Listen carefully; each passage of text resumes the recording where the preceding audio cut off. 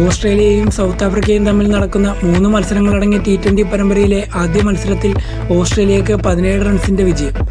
ആദ്യം ബാറ്റ് ചെയ്ത ഓസ്ട്രേലിയ 20 ഓവറിൽ 178 റൺസിന് ഓൾ ഔട്ടായി.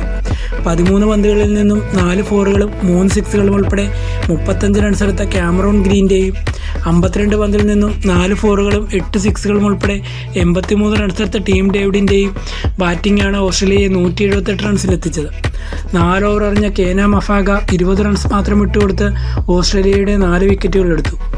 179 റൺസ് വിജയലക്ഷ്യവുമായി ഇറങ്ങിയ സൗത്ത് ആഫ്രിക്കയ്ക്ക് 20 ഓവറിൽ 9 വിക്കറ്റ് നഷ്ടത്തിൽ 161 റൺസ് എടുക്കുവാനേ സാധിച്ചുള്ളൂ.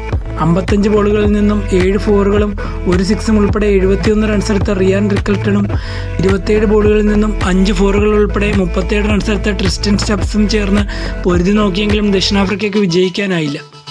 4 ഓവർ വീതം എറിഞ്ഞ ജോഷി ഹേസൽവുഡും ബെൻ ഡോർഷ്യസും ദക്ഷിണാഫ്രിക്കയുടെ 3 വിക്കറ്റുകൾ വീതം എടുത്തു.